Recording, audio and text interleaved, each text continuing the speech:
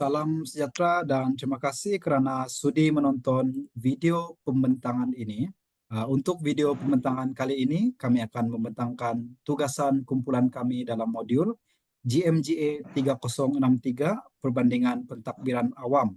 Dan untuk tajuk pembentangan kami pada kali ini adalah perbandingan antara negara India dan juga negara Pakistan dalam aspek pentadbiran dan juga sosioekonomi.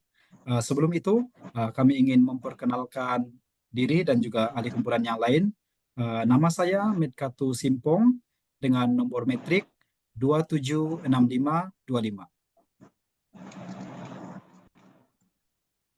Salam sejahtera, nama saya Miguel Kiansan, nomor metrik 276519. Terima kasih.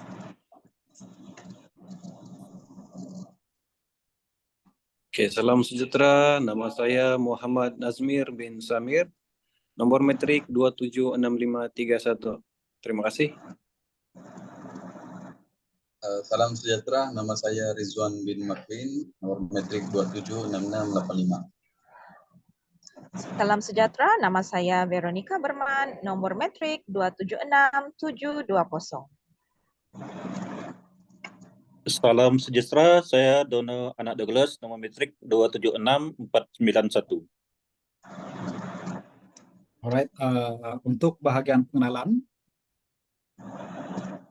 dalam kajian perbandingan pentadbiran awam, pemahaman mengenai selok-belok sistem takbir urus merentas negara yang berbeza adalah penting untuk memahami dinamik politik di peringkat global, pembangunan sosioekonomi dan juga pelaksanaan dasar.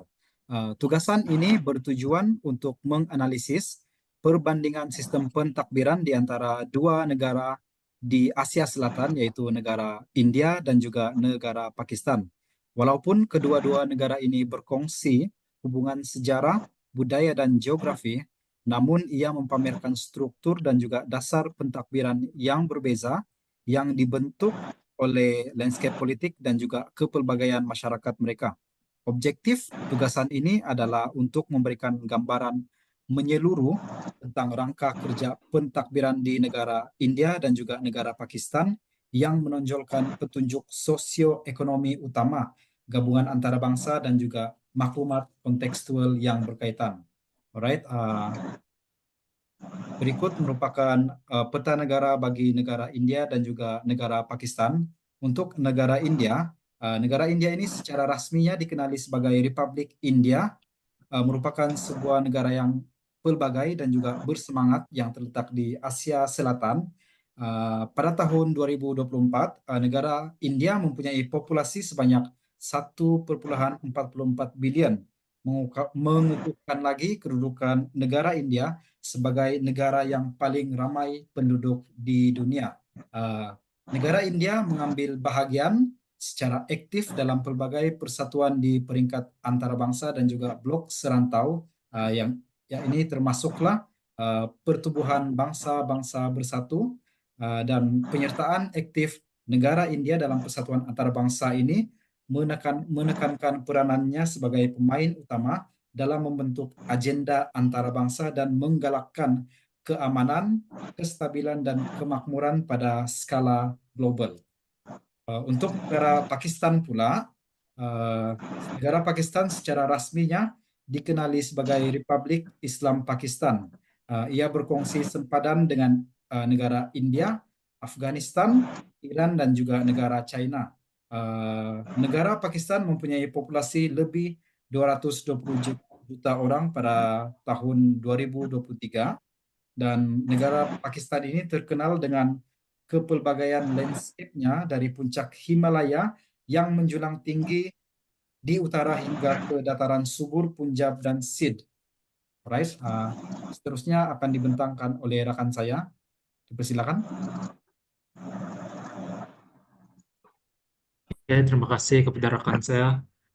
Seterusnya saya akan meneruskan pembentangan di mana saya akan menerangkan berkenaan dengan sosioekonomi di negara India, di mana saya akan menerangkan pada 3 aspek, yaitu aspek pekerjaan, keseksama gender, dan aspek transformasi digital. Oke, aspek yang pertama di mana aspek pekerjaan. Negara ini, yaitu negara India, mempunyai tenaga kerja yang besar dan berbagai. Namun, mengikut data terkini, yaitu pertumbuhan buruh antar bangsa, kadar pengangguran belia di India berada pada sekitar 27%. Seterusnya, yang kedua yaitu kesesamaan gender, di mana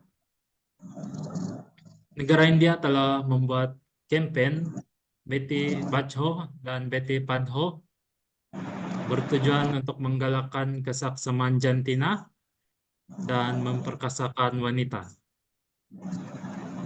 Menurut laporan Jurang Gender Global, India menduduki tempat yang ke-140 daripada 156 negara dari segi kesesamaan jantina.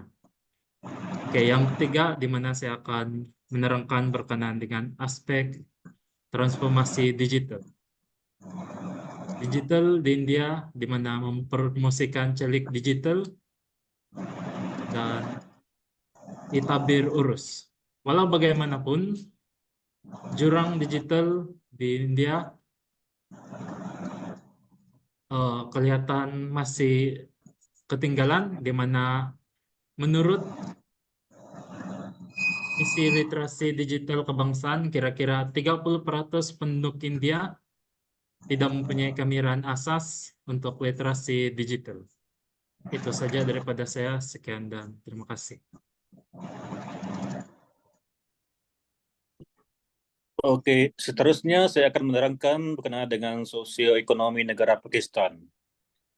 Pakistan berdepan dengan landscape ekonomi yang kompleks yang ditandai dengan berbagai cabaran dan peluang. Keadaan makroekonomi di Pakistan telah bergelora sejak beberapa tahun kebelakangan ini. Antaranya seperti kadar inflasi yang tidak menentu.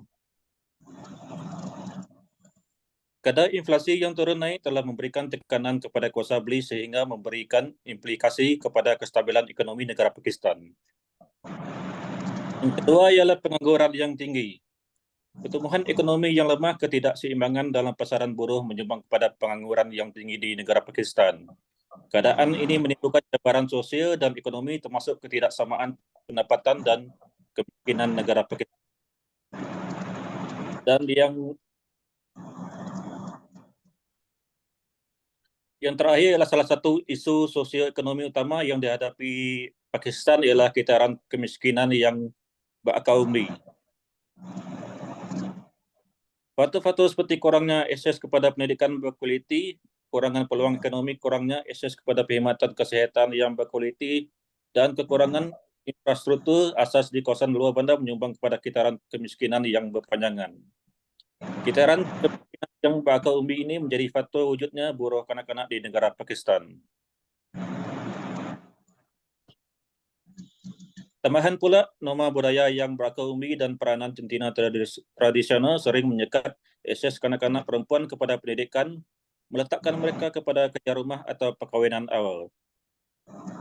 Dan untuk kebetulan seterusnya, saya serahkan kepada rakan saya yang lain. Dipersilakan.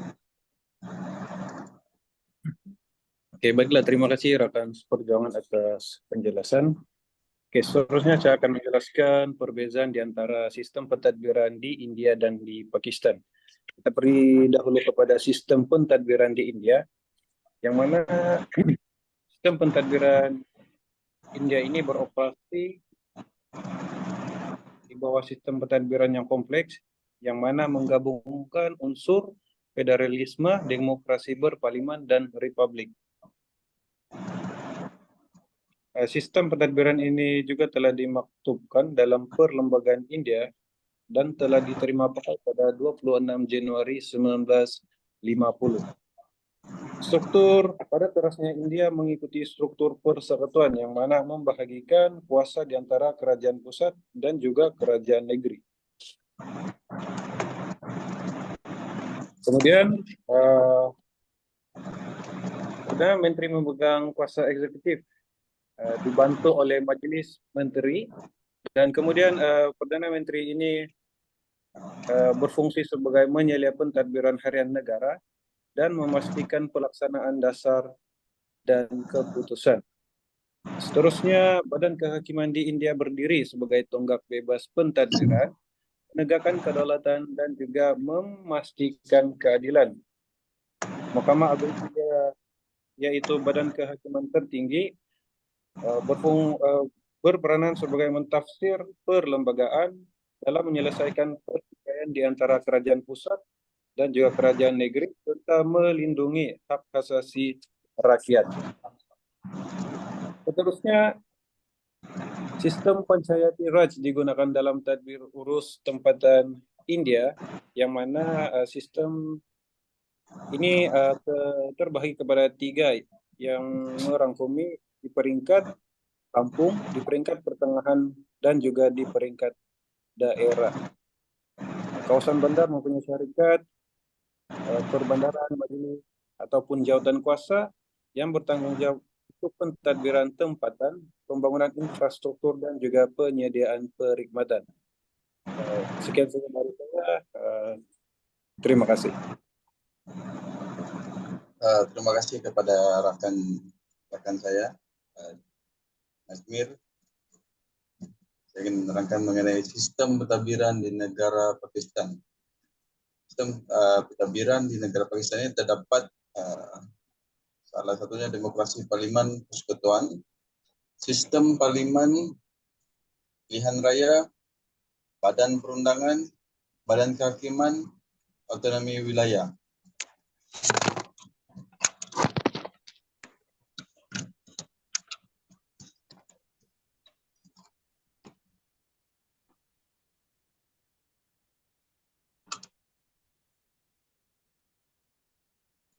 Negara Pakistan beroperasi di bawah sistem pemerintahan demokrasi parlimen persekutuan seperti yang digariskan dalam perlembagaannya. Teras pemerintahan Pakistan ialah sistem parlimen di mana Perdana Menteri berkhidmat sebagai ketua kerajaan dan Presiden sebagai ketua negara. Dewan Negara dan Dewan Rakyat mewakili rakyat melalui pilihan raya, terus manakala Dewan Negara dan Dewan Atasan mewakili wilayah dan persekutuan. Manakala bagi pilihan raya di Pakistan diadakan secara berkala untuk memilih ahli Dewan Negara, Dewan Wilayah, dan Senat. Sistem pilihan raya menggabungkan perwakilan langsung dan berkadar dengan parti politik memainkan peranan penting dalam proses demokrasi. Badan kehakiman dengan sistem 3 peringkat termasuk mahkamah, mahkamah tinggi, dan mahkamah daerah. Menegakkan kedaulatan undang-undang dan melindungi hak warga negara, memastikan kebebasan badan kehakiman. Selain itu, hubungan awam tentera secara sejarah mempengaruhi sistem pentadbiran Pakistan dengan tempo pemerintahan tentera bagi kesan kepada tadbir urus dan membuat keputusan. Interaksi antara institusi awam dan tentera kekal sebagai faktor penting dalam landscape politik Pakistan, membentuk dasar dan struktur tadbir urus. Itu saya daripada saya. Saya serahkan kepada rekan saya. Terima kasih rakan perjuangan.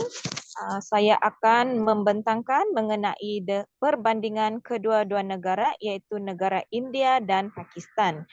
Yang pertama, India ditadbir oleh Perlembagaan India, manakala Pakistan ditadbir oleh Perlembagaan Republik Islam Pakistan. Seterusnya, Perlembagaan India mencerminkan etos sekular dan pluralistik, menekankan kesaksamaan dan kebebasan untuk semua tanpa mengira agama dan kasta. Perlembagaan Pakistan mengintegrasikan nilai-nilai Islam ke dalam rangka kerja perundangannya dan mencerminkan identiti uniknya sebagai sebuah negara Islam. Seterusnya, India, pindaan perlembagaan seperti pindaan ke-73 dan ke-74 yang digubal pada tahun 1992 telah memperkasakan badan kerajaan sendiri tempatan seperti Panchayats dan perbandaran. Manakala Pakistan, pembaharuan melalui Akta Pindaan ke-18 2010 yang bertujuan untuk mengasingkan kuasa dan meningkatkan tabir urus tempatan dengan menurunkan kuasa politik, pentadbiran dan kewangan kepada wakil rakyat di peringkat tempatan. Seterusnya, India mempunyai demokrasi terbesar di dunia, namun dicirikan oleh susunan parlimen persekutuan yang menekankan takbir urus perwakilan dan pengasingan kuasa, manakala Pakistan, demokrasi Pakistan telah dikawal dengan tempo pemerintahan tentera yang mengganggu takbir urus awam. Seterusnya di India, sistem demokrasi India yang digariskan oleh pilihan raya biasa dan sistem berbilang parti serta badan kehakiman yang teguh menegakkan kedaulatan undang-undang. Manakala di Pakistan, rampasan kuasa tentera telah membawa kepada rejim authoritarian dan menyekat kebebasan awam. Seterusnya di India, tradisi demokrasi India yang konsisten dan penekanan terhadap sekularisme, kepelbagaian dan pluralisme. Manakala di Pakistan, dengan ketegangan awam tentera, ketidakstabilan politik dan cabaran tabir urus yang berpunca daripada campur tangan tentera. Dan yang terakhir di India, India telah menumpukan pada gabungan operasi ketenteraan, strategi melawan pemberontakan dan usaha diplomatik untuk menangani ancaman keselamatan. Manakala di Pakistan, Pakistan menggunakan operasi ketenteraan dan langkah menentang keganasan untuk memerangi ancaman keselamatan dalam negeri khususnya keganasan, tetapi juga menghadapi kritikan kerana didakwa menyokong kumpulan militan. Dan saya akan membentangkan seterusnya kesimpulan daripada tugasan kami. Berdasarkan analisis yang telah rakan-rakan dan saya bentangkan tadi, sistem pentadbiran antara India dan Pakistan dapat disimpulkan bahawa kedua-dua negara ini mempunyai struktur pentadbiran yang kompleks dan unik.